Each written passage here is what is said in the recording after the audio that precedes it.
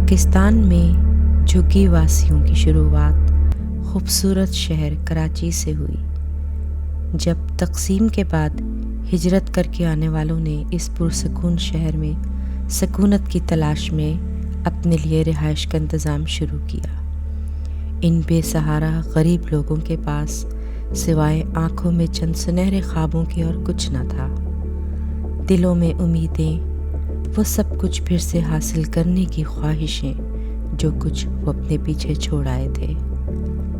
ان میں زیادہ تر وہ تھے جو بھارت سے اپنی چلتی دکانیں اور کاروبار چھوڑ کر آئے اور اس بڑے سے شہر میں سمندر کے آس پاس اپنے تجارتی کام کو دوبارہ فروغ دینے کے لیے بسنے لگے۔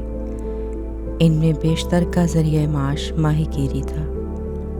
یوں انہوں نے سمندر کے ارد گرد ساحلی علاقوں اور بندرگاہوں کے قریب اپنی عارضی رہائش گاہیں قائم کی تاکہ انہیں روزگار اور کام کے لیے رہائش سے دور کہیں سفر نہ کرنا پڑے۔ ان کی آمد کے بعد پھر ایک نہ رکنے والا سلسلہ شروع ہو گیا۔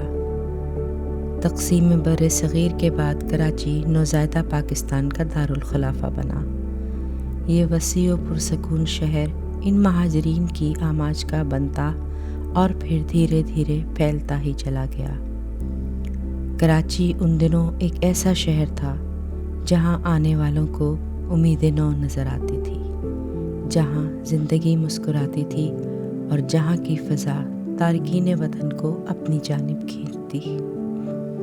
یہی وجہ کہ ہجرت کر کے آنے والوں میں جو تاجر برادری تھی یا اونچے گھرانوں کے وہ لوگ جو اپنا سب کچھ تیاگ کر پاکستان پہنچ رہے تھے، ان کی اولین ترجیح کراچی جیسے بڑے شہر میں رہائش اختیار کرنا تھا۔ یہاں اپنی زندگی اسی آن بان سے شروع کرنا ان کے لیے قابل فخر تھا۔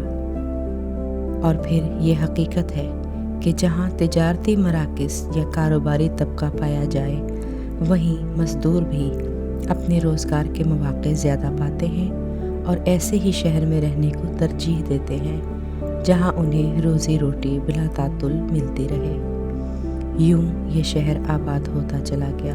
پھر اپنی آسانی کے لحاظ سے گھروں یا عارضی تمبو لگا کر اپنی زندگیوں کے جام ہوئے پہیے پھر سے رواں کرنے میں جت گئے۔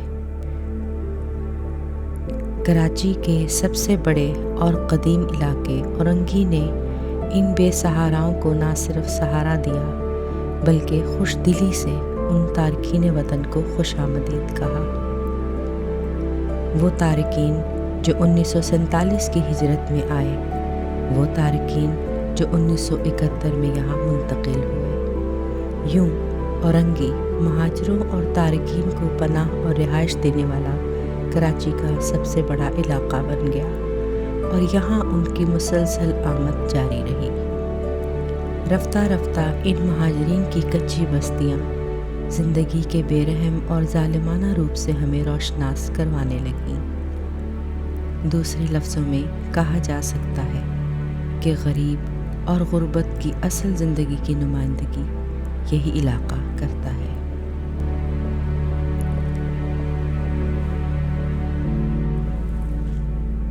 پاکستان میں ان خانہ بدوشوں کی تعداد میں جیسے جیسے اضافہ ہوتا گیا، اسی شرح سے یہ جھگی واس بھی ملک کے دوسرے شہروں میں پھیلتے گئے۔ یہ بات قابل ذکر ہے کہ تمام جھگی واسی مہاجرین نہیں ہیں۔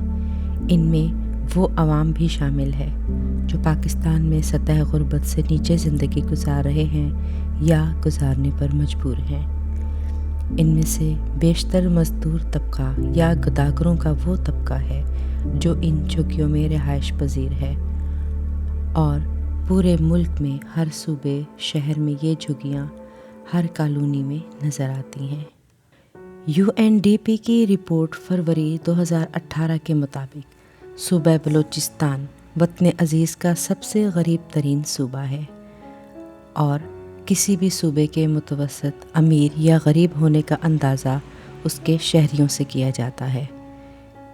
اس رپورٹ کے بھیانک ترین انکشاف کے مطابق صوبہ بلوچستان میں قلعہ عبداللہ کے 13% عوام سطح غربت سے نیچے زندگی گزار رہے۔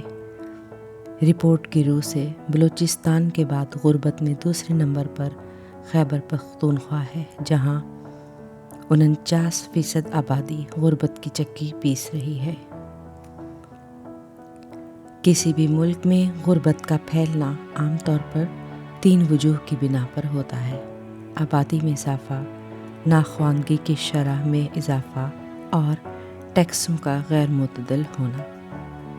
پاکستان میں شرح پیدائش اس وقت باقی ممالک کی نسبت سب سے زیادہ ریکارڈ کی گئی ہے۔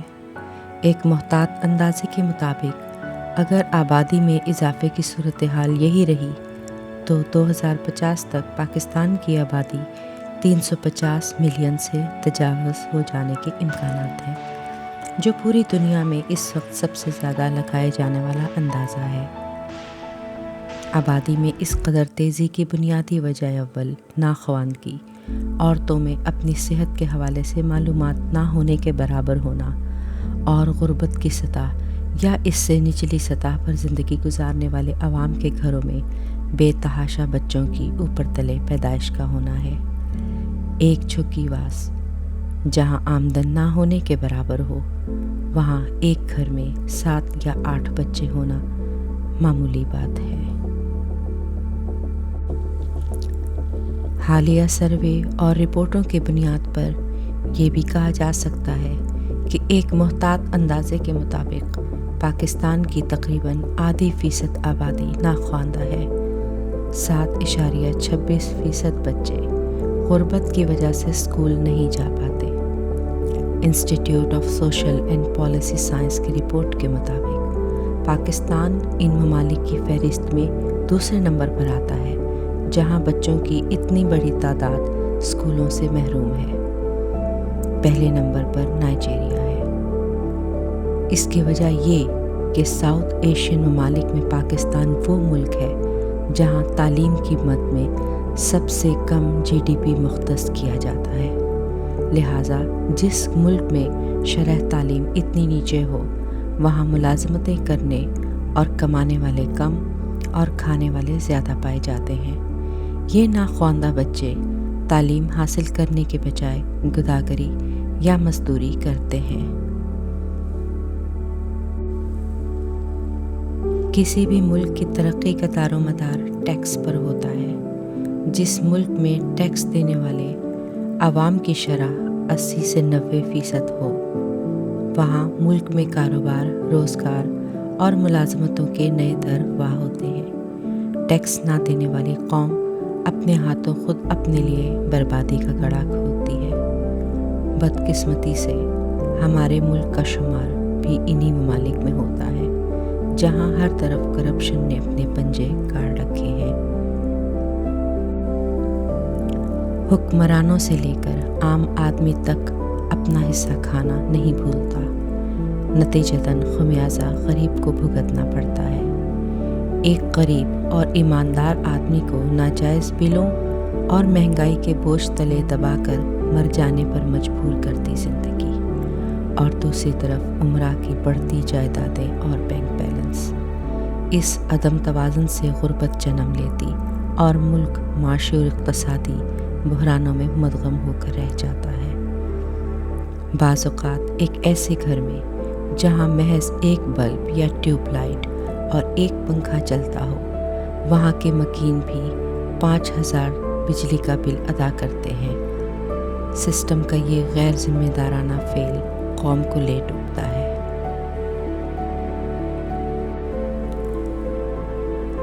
شہر لاہور میں آپ کو ہر علاقے میں ایک چھوٹی سی جھکیوں پر مشتمل آبادی نظر آئے گی۔ ان میں سے بعض الگ الگ مقامات پر تو کئی جگہوں پر باقاعدہ ان کی کالونیاں قائم ہیں۔ ایک بڑے پلاٹ پر باقاعدہ ترتیب سے چاروں اطراف یہ جھکیاں قائم کی جاتی ہیں، اور زمین کے عین درمیان میں ایک چوکور یا مستطیل شکل کا ایک بڑا سا اجتماعی صحن بنا لیا جاتا ہے، جہاں شام اور رات کے وقت تمام جھکی باز اپنی اپنی چارپائیاں بچھا کر ایک گاؤں کی شکل میں ڈھل جاتے ہیں۔ یہاں باقاعدہ محافل سجتی ہیں، گپ شپ چلتی ہے اور خاندان کے مرد مل کر بیٹھتے اور ہنسی ٹھٹول کرتے دکھائی دیتے ہیں۔ صحن کے عین وسط میں ایک مشترکہ ٹی وی بھی رکھ لیا جاتا ہے جہاں سب مل کر بیٹھتے اور ٹی وی دیکھتے ہیں۔ کچی یا پکی اینٹوں کی دیواروں کے ساتھ خواتین اپنا باورچی خانہ سجا لیتی ہیں۔ اب اتنی مہنگائی میں آپ کیسے کام کرتی ہیں؟ کوئی نہیں بیچاریاں تھوڑا بہت محنت پوری بیٹھا دیندیاں ہی کوئی نہیں۔ ہاں اینا کام صبح لو جاندیاں نے شام نو بیٹھا دیاں۔ اچھا گھروں کے کام کر کے کام کرتے ہیں، اتنی مہنگائی ہے نا، آپ بار شمار بیٹھا دوائی بھی لینی بڑا مشکل گزارا ہوتا ہے، اتنی مہنگائی ہے، تمہیں پتہ کی مہنگائی۔ تو کھانا پکانے کا روز پک جاتا ہے یا کوئی بھیج دیتا ہے، کوئی مدد؟ کوئی بھی نہیں دیتا، اللہ کوئی نہیں دیتا۔ نا بیٹا کوئی بھی نہیں دیتا، اللہ دی ذات دیندی ہے، اللہ دیتا ہے، کمان نہیں دیتا ہے۔ میں فی الحال تو ڈرائیور ہوں، تو بس اللہ پاک نے روزی روٹی لگائی۔ پہلے رکشہ تھا میرے پاس، وہ میرا چوری ہو گیا۔